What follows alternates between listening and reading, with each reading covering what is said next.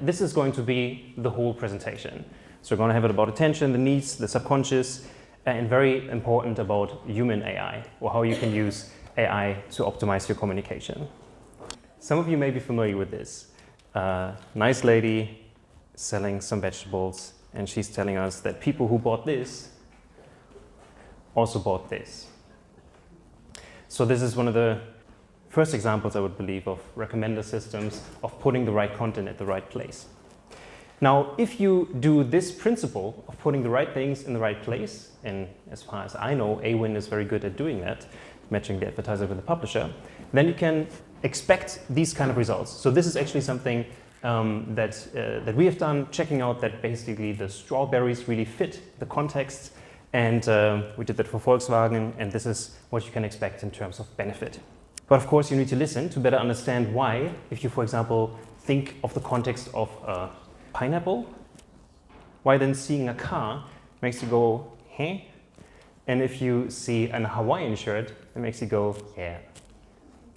But first off, we talk a lot about innovation here. Obviously, AI is pretty much, buzzword heavy. And we all know that there's lots of stuff out there. There's VR, there's AR, there are drones. But my question is always, how important are those things? How much are they already part of our living? And to check that out, let me ask you, do you have any of those things? But as you can see, even though in this room, where I would assume we're all very young, very good-looking people, we should be all on the innovation, and even with us, it's very much not the case. All the new stuff, even we don't have. What about all the influencer stuff? Maybe is that one catching on? There's even some who have more than 10K followers. Congratulations, very good. So my point really is that new technology is there, it's not really everywhere, and the human behind the screen, the human that is looking at your content, that is all on all those sites, he very much has stayed the same because the brain has stayed the same. And I want to illustrate this with a very simple image of a shower. So today you have showered. Okay, so we have a clear prevalence here for warm, which is interesting. Now let's check the length. Very efficient people. 5 minutes. I actually have one of those sand clocks in my shower, but I always have to turn it over and over. Okay, mostly under 10 minutes, that is. And some more than 15 minutes. It turns out that people who are lonely shower longer and they shower warm. So that's funny to a few of you and very not so funny for some of you. But keep this in mind, because I'm going to try to load this image with all of the knowledge that you're going to hear today. So let's begin with attention. Thanks again for ruining the attention. So this is a cool video here. Some of you may have seen this one. It's two apes, and they have to do a task. All right, so they have to give back. They have to give back a rock, and when they give back the rock, now the ape gets some cucumber. They always get cucumber. And the other guy gives back the rock, but he gets a grape. Now the left monkey sees that and he's like, okay, cool, grapes. Gives back the rock again, and he gets a cucumber again. What happens next?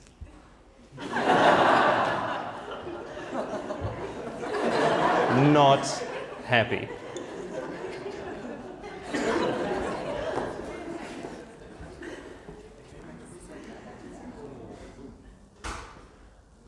Yep.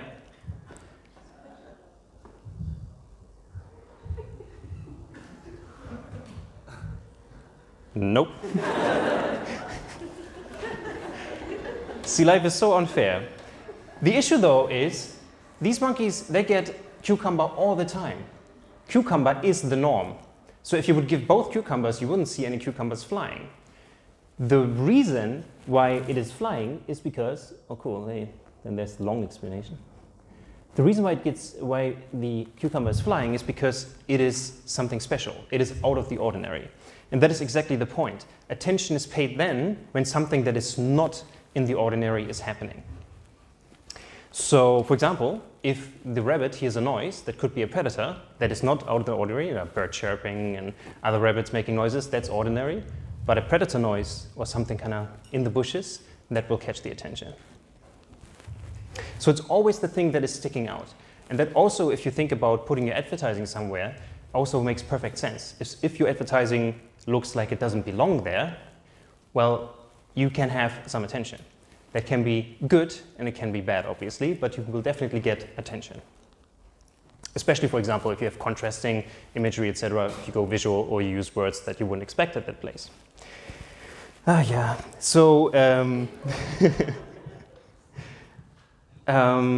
yes, attention, and things can be normalized, right? Those things can appear quite normal if they just become normality, right? If they become the context. And I think this person is quite an interesting example of that. Many things now appear quite normal that some time ago certainly have not. But I'm not saying that you should always go out of your way to do something completely crazy. Advertising doesn't work like that. Even though this captures your attention, and this is actually a real animal, this is not photoshopped. It's not one of the cutest ones, I'd say. But that is not the point. The point is that you should use it effectively. Because back in the days, the normal was horses. So what have the first automobile people done? They've actually put the horse in front of the car. Because the norm, the context was, I would expect a horse to drive me around. And so they actually had to put it there in order to have people accept the car. And we also call it horsepower, of course. And also in technology, you see this very often. So in the beginning, when Apple came out and it was like, hey, here's notes, here's contexts, they actually adopted a lot of the cues, visual cues, that people were used to. So this very much looks like paper because you were supposed to use it like paper. What is your experience in the shower? What? Not specifically, again, leave all of that for the networking part. But think about what you would most likely think about in the shower. And that was all attention. So something that sticks out, that is out of the ordinary, that will very often get your attention, but you always need to be aware of what is the normal context. What does someone expect in order to be able to stand out? Now, let's go from attention from the head to the stomach. How hungry are you guys right now? So why do I ask that? It's because it's part of the needs. We need to eat. And it actually turns out that people, when they're hungry, they buy more. So they actually check people before and after they go into a food court and checked how much they have bought. And those people that were hungry, they had a much longer list.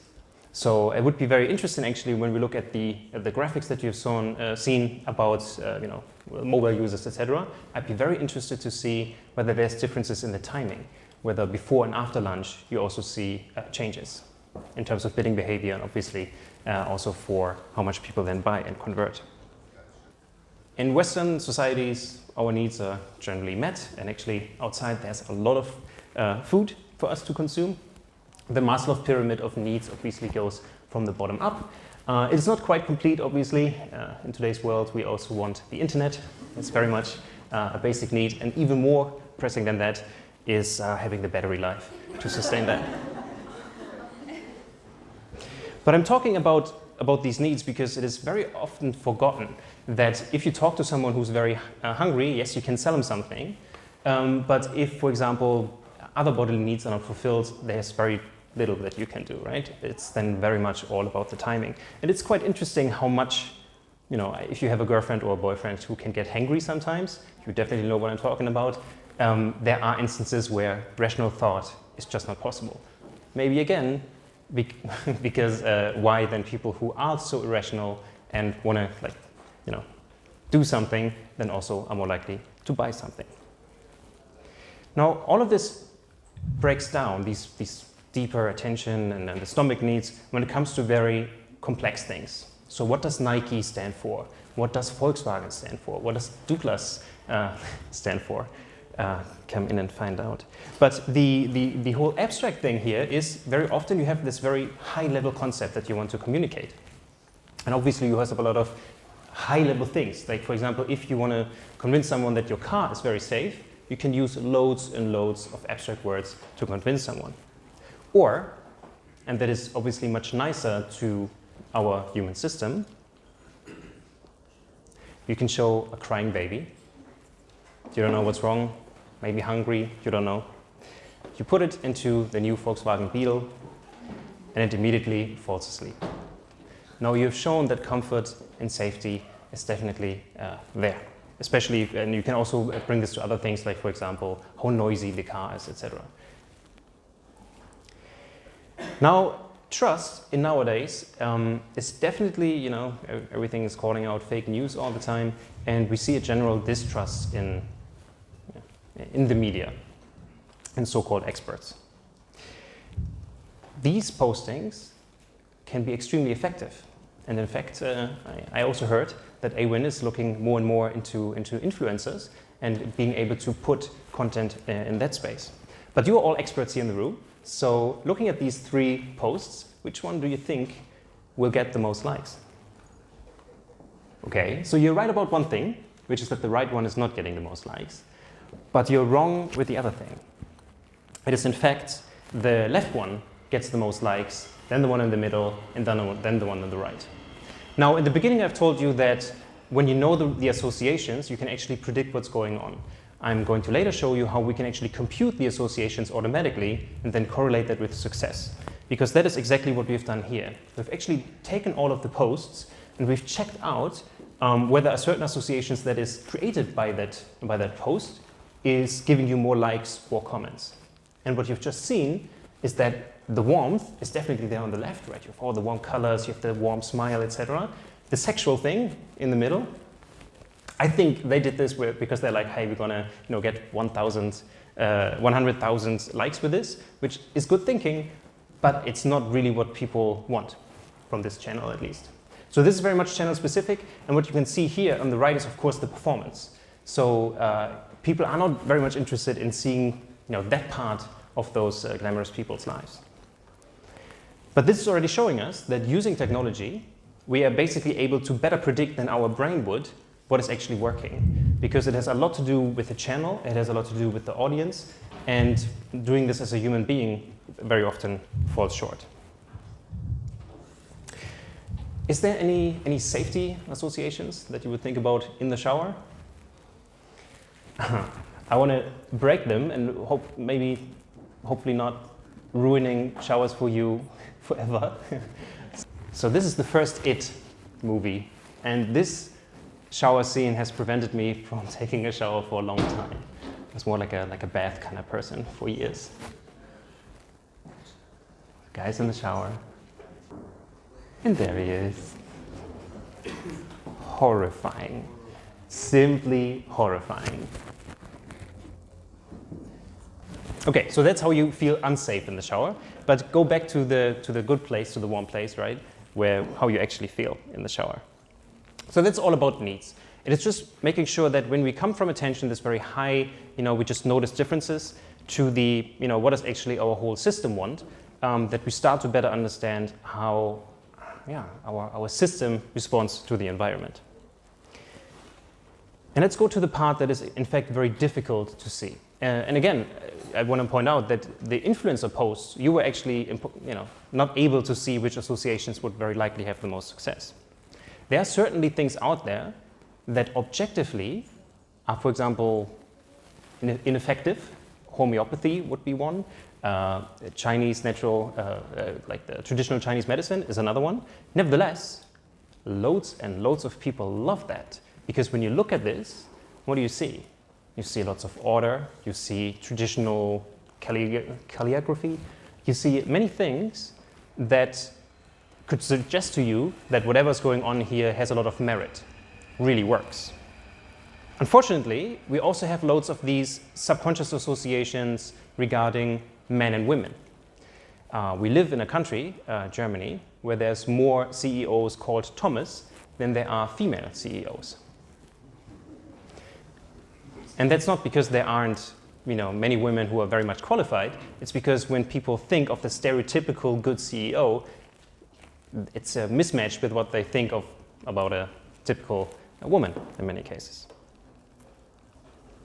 This is one of the many examples of a cognitive bias, something that automatically happens that we really cannot help, but that has very big consequences for the way that we behave. Here's just a small list of a few of these cognitive biases. But it all points to this one fact. And for me, I studied cognitive neuropsychology, and when I learned this, it goes counter to everything that we think. The brain is not there to think. In fact, the brain is there to help us to preserve energy. And thinking, especially very long, dedicated, focused thinking, that is draining a lot of resources, a lot of glucose. So instead, the brain takes the shortcut, right? This is an actual picture, people going to the fitness studio using the escalator. So this is very much how we are. So, but how does this all come about? Because obviously now you may feel a little bit stuck because you're like, great, Jonathan, you're telling me all about things that may happen automatically and we have very little control about them. And I would say, well, first of all, thank you for remembering my name. And second, let's go into how these things come about, because I really don't think it is any of our fault. In America, do you think it is more likely to be killed in a school shooting or to be hit by lightning?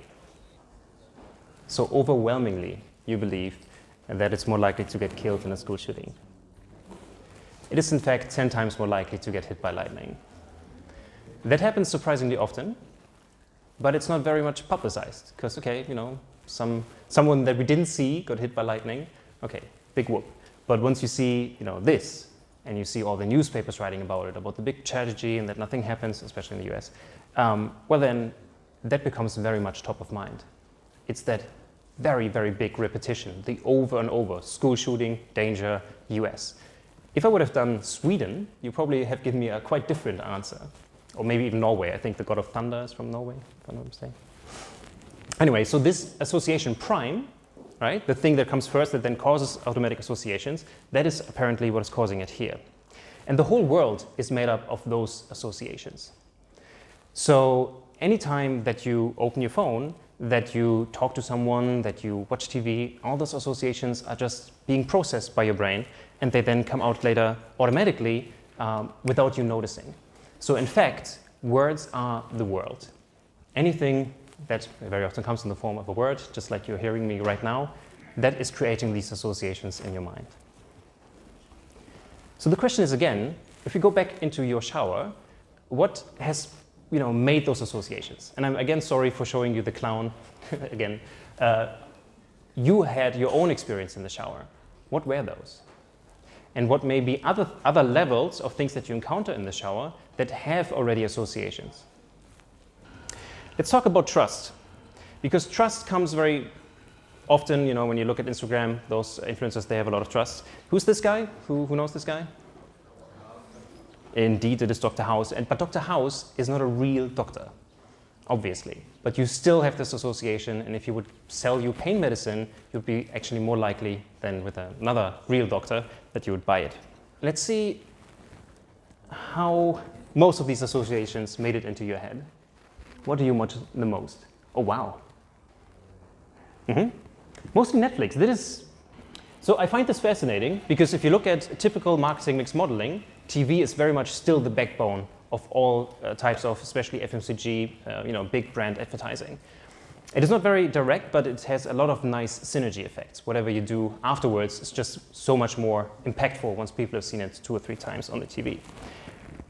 Nevertheless, the amount of time that we indeed spend on either the internet or the TV is just about to switch. So what we see here in the room is very much a precursor of what will happen to most consumers very quickly. And if you now go back to, not the shower yet, but into this realm of where the associations come from, now you need to realize that they are now coming from the box that you have with you, your mobile, from the laptops, etc. They're not coming from the TV exclusively or to a large extent anymore. However, I would also like you to keep in mind that this is very, very slowly going down. So the old people or the people that do have a TV, they are still spending a lot of time watching it. So I think the decrease right now is about 2-3% of marketing spend that is subtracted from TV that goes into other channels.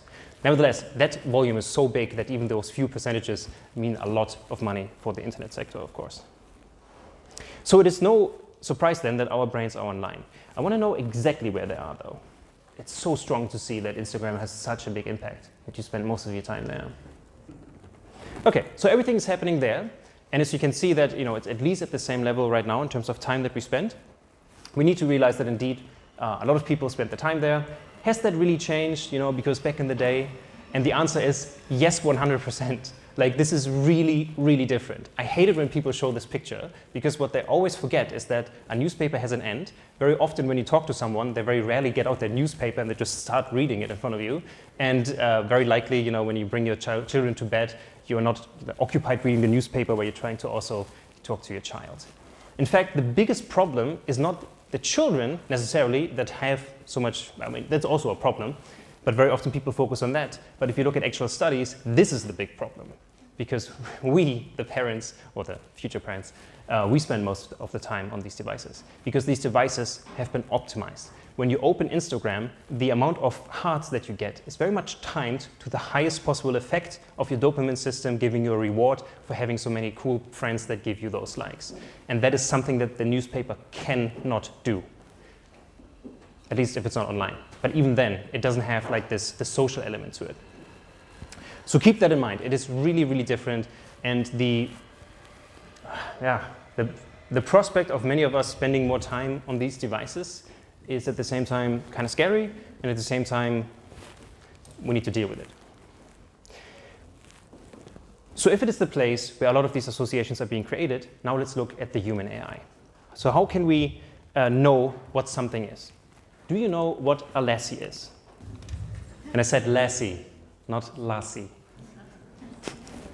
Let's see what lassie is to most people. So we've established that people are online, they're on all of these places. That really combines us. So what I'm going to show you now is what we have been working on for the last 3 years. Coming from cognitive neuropsychology, realizing that we have all of these associations that inform and then shape, manipulate our brains and being a certain way, of thinking about the shower a certain way, about babies, about rabbits, etc. What we do is we actually take as much information as we can get from all of these sources, everything publicly available, whole Wikipedia, Instagram, influencers, YouTube transcripts, all of that information that has a direct influence on what you think automatically every day, every second. We take that in order to predict what consumers think. For example, about lassie. So how can you imagine this? Imagine a big network where lassie is appearing somewhere. So it could be a mango lassie, or I think it's called lassie, I'm not quite sure. But a lassie is also a dog. It has been in the 70s, big TV show, a boy drops into the well and then lassie barks and everybody understands where the boy is, etc. Cute story. Very much a dog that is bright and that is lovable, because very much a real friend of the family. So how do we know? We learn, right? So we see that movie, we may read about it on Wikipedia, maybe you want to try to Netflix it tonight, who knows? But all of that will create this representation, and connected to it are other representations of, for example, the word nice or the word smart. Things that will then tell you what this lassie is. Because keep in mind, before you've seen that TV show, you had no idea what it is. Before people see your brand, they have no idea what that brand means. When Tesa was first released, it wasn't synonymous with sticky tape, it was just a word that had no meaning. And then it was loaded and loaded with marketing meaning until it became synonymous. Same with Pampers and many, many other brands. So the difference between the human brain, your brain, and what the machine is now able to do is it can do the same a lot more. So it would take you probably about 2 years to read even 1 gigabyte of information. But for the machine, that takes 2 seconds. So what it does is it checks the millions of times that the word lassie has occurred, and it will always check what other words have been in the same context. Because context loads up meaning. If two things appear in a similar context, they very much share certain characteristics. So both systems, you and the machine, will have learned that lassie is very often connected with other things, having to do with smartness, having to do with lovableness. So the conclusion that both systems then draw is lassie is apparently very lovable and smart.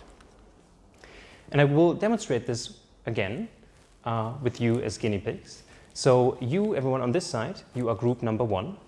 And you, everyone on this side, you are group number 2. And now group 1 and 2, please close your eyes.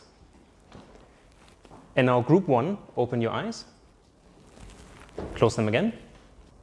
And then group 2, please open your eyes. and close them again. And now everyone, group 1 and 2, open your eyes and complete this word. Now tell me what happened. Nice. This may be the best result I've ever gotten. It's 92% congruence. So what happened was, one half of you, group 1, they saw a picture like this, the vegetables, and the other group, they saw this, a picture of teeth and the mirror. And yet both of you, when you were presented with exactly the same reality, had very different reactions. You all thought soup, you all thought soap. And this is just showing you now in real time that what your system has done. It has learned that soup and vegetables appear in a similar context, and that a bathroom, the mirror, and something that is clean would appear in the context of soap.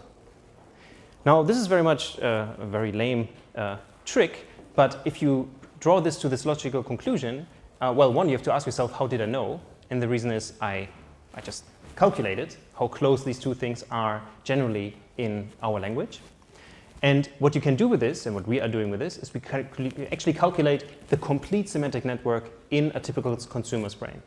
So what you see here is that here, for example, vegetables and soup are closely related, and the mirror, the bathroom, and the cleanliness and the soap is over there. And whenever you hear something, like the word it, the activation in that area where that word is spreading, and it's hitting everything else that is in the vicinity.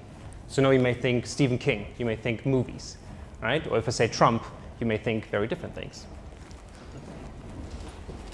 Likewise, scary maybe, who knows?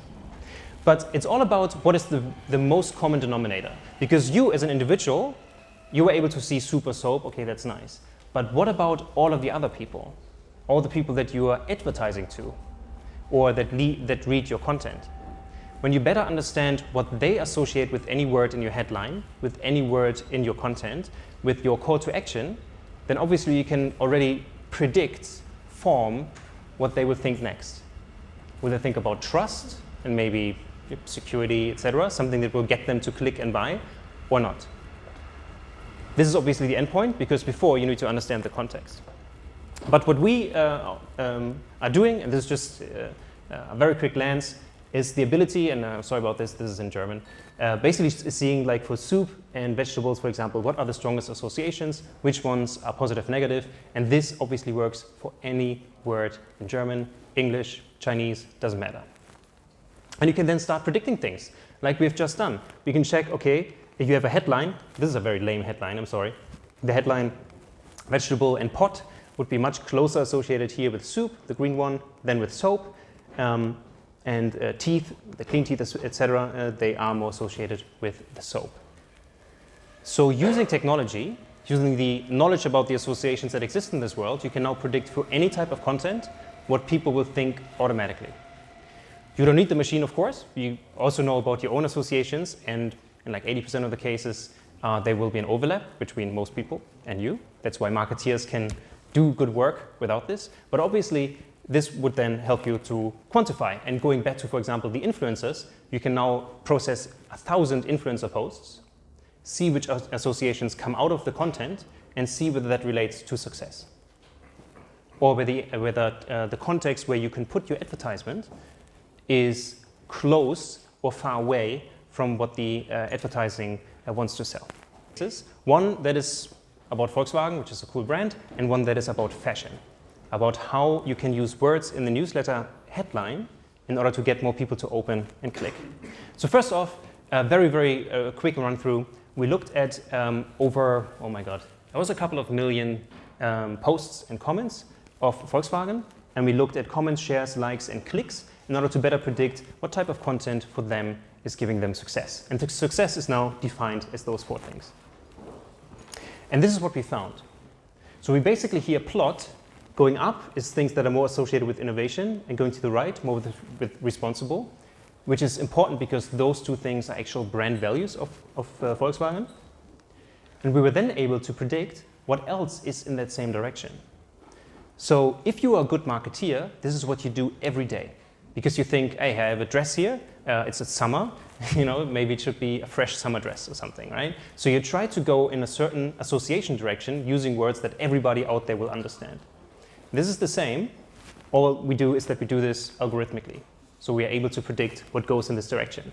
And the cool thing is, while you can have like this 1 or 2 words, we can ensure that it is successful on all dimensions. So this is also then close to, for example, your brand and 20 other associations. And this is what I told you in the beginning when we talked about the pineapples and the strawberries. Using the right associations bears fruit. So the words for sale. You may know already, if you have any type of content, what is important. So for attractive subject lines, and this is all about fashion and style, we already know that attractive subject lines work better, well, obviously. Attractive incentives get more responses, so 80% off is better than 30% off. Short emails get more responses. Now this, please remember this, because I hate getting those emails where I'm like, hey, if you just would have said that, I would have read it first, and then maybe I responded. Like, don't give me all that. I'm not reading that. And the last one, of course, more images lead to more responses. I think Instagram being so focused on the images is very, very effective. Now we are all about words, so let's go into words. What we've done is we've taken over 2,500 newsletters being sent out to a club of people. It's like, you know, you buy at a certain brand, you go into you sign up for the newsletter, and then you get continuous newsletter updates about sales, about new collections, etc. So we have used all that, and then we looked at the open rate and the click rate. And the click rate, by the way, obviously had a very good correlation also with buying, because only if you click, you go into the site, then you can actually buy. And here you can see which words, when appearing in the newsletter subject line, were associated with a higher open rate. And it is the words for sale, because the word sale is actually better in German, in Germany, than the word Rabatt. And what I find fascinating too is that the things on the right side that decrease the amount of open rate are the ones that many like naive marketeers would use. Like, for example, the word best or favorite. There are certain words that are basically used up. They have been associated with marketing, not necessarily bad, but they've been associated with broken promises. So using them as a marketeer, I would not recommend. Keep in mind though, that this is very much dependent on the channel and the brand. So if you are the best in something and everybody knows, then it can be fine to say best. So you always need to do this type of analysis with your own particular brand and your own particular campaign. And if you are a good marketeer and you read like 100 of those headlines or 1,000, then you also get that feeling. All we do here is we quantify it. So that's the open chance, that's nice. But I find the click chance almost more interesting, because what is happening here, people click more on the email when they see so sale again. So sale is fantastic, always sale. But the flash, so yes, you may have noticed, yeah, here the brand is Neuro Flash, but I think what is happening here is that you indicate something that's going fast, right? A flash of light is disappearing very quickly. So I think it is kind of giving this added urgency. Like, you're hungry, but we're going to take away your food very soon. You better click now. So what is not working? Yeah, the besondere holiday treats. Those don't work very well. And also keep in mind that Rabatt, which is the German word for the same thing, is not working as well. So if we take a line like this, we can already put some of the things that we have used to practice. And I'm sorry for the English-speaking people. This says, let's go shopping, attained 50% rebate for selected, what's that? Dresses, thank you. Yeah, not my style, so don't wear them too often. So the first thing that you should notice is that the 50% rebate is maybe something to take out. Why? Well, one is it is reducing the amount of text that is there, which is generally good. But we also didn't see any impact of the percentage or the number in the earlier slides. So in a way, at least for this campaign, it suggests that keeping a little bit of mystery can be a good thing. Something cool is happening here. It is a sale. You want to find out more? Well, you have to click. But what is even better is if you, of course, use the sale all the way at the beginning. You basically lead with it, because remember the first thing that you messed up for me when we talked about all the topics? It was the attention. And the attention was at number one, because things that appear early in any type of text are generally remembered better than things that come in the middle. At the end it goes up a little bit again, but the first position, the first word, is extremely important. Realizing that the speed in which people scroll through Instagram, and I think the thumb goes like, I don't know, 200 meters or something a day, just scrolling. So in this 2-second attention economy, your first words really need to hit hard. And you better use the best ones in the very beginning. And that concludes AI in marketing. So let's wrap up then. We have a new world, but even in this room, not all of you have already the hardware that would be necessary to really get into it. The caveman of the consumer is still very, very much the same, and we have to deal with him for some time more. He's even watching TV, even though many of you in this room are not doing that anymore. Rather than telling you exactly what we did, I want to leave it up to your brains, because that is actually better in remembering these things. What's the first thing about the rabbits and apes? Remember? It was all about things that are out of the ordinary, like if you're now getting a grape instead of a cucumber, or the rabbit kind of hearing this one noise that is different than what the context was, and therefore you get the attention. What was the second thing about being hungry? Rhetorical question, of course. It is all about then when people have bodily needs that make them less rational, it is more likely for you to convert those people. And what is the brain for, and what is it not for? The brain is very much there to conserve energy. Glucose is very expensive. It's very rare in nature. Maybe that's also why the grape is way more interesting to the ape than the cucumber, because it has glucose, right? So that's good for the brain, and it definitely wants that and not the cucumber. But our brain wants you to conserve that. Words are the world. Everything that your consumer reads and consumes is creating this world for them. So be on the same channel. If you're not on Instagram yet, be there, because then you better understand what is driving him, what he will associate with the things that you may want to sell. Dr. TV House. Things don't need to be objectively true in order for them to be effective. I think this is general advice. It's always good to talk to kids, especially, and a little bit of a tangent, you guys know that Trump got elected. He was also the only one who was speaking at a 4th grade level. He was literally talking as if he was talking to kids. And the benefit of being understood by virtually anyone, by everyone, because you use words that are so easy to understand, because it is like somebody talks to you like you are a child, makes you actually feel very good, because you get everything. I may have even used words that are a little bit rare, and that's bad, because that doesn't help you to understand, and that is of course my goal. So the phones that are out there may prevent you from talking to your kids, and when you do, take this advice and communicate with words that they have already learned, that are very easy to understand. And when you talk to consumers, do exactly the same thing. Yeah, what is LSC?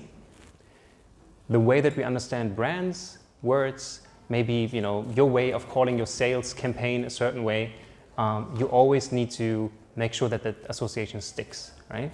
Load it up with your marketing, with your advertising. It takes time. If you know something very well, it may be because you and your friends talk about it all the time. You don't know how often we talk to clients who are like, hey, this is part of our new Pflegeserien, like care line products, which is a word that nobody uses out there. And they describe it even on their websites. Don't be that guy or girl. And lastly, innovate or die. Because with all of these methods that I've shown you here, I think the big change that is happening now is that these AIs are out there. I think they are probably a year away from actually be able to produce content way more effectively than any of us can.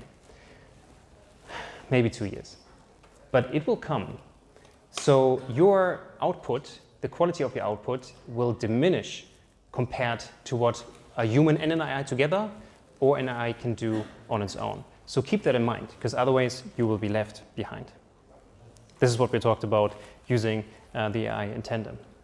So these were all the points. So to sum up, I truly believe that, here's the water again, that the machines that are out there, they will not take over the work for us quite yet.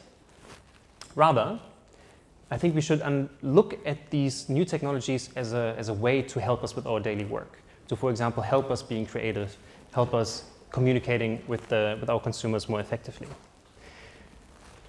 You may by now have figured out 100% what I'm talking about when I put you in the shower.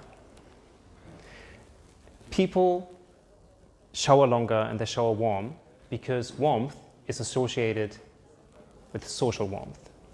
It is a feeling of, being cared for. I'm not too sure about this, but very often psychologists will tell you something like, when people say like this, they don't want to talk to you or whatever. I think that's bullshit. Very often, in fact, people are like this because they're basically hugging themselves. Like, you're welcome. And I actually sometimes, kind of catch myself standing in the shower like this. And I'm showing you this picture of coffee because you're going to have coffee in a second. And they've actually found that when you talk to a person and they're holding a warm cup of coffee, they will actually think that you are a warmer person. They perceive you as being more approachable, more sympathetic. And the exact opposite happens when you're holding a cold drink, like a Coke. So when you have the networking, go for the warm coffee. And when you want to remember what this talk was all about, and when you're in the shower next, just remember what I talked about. Thank you very much.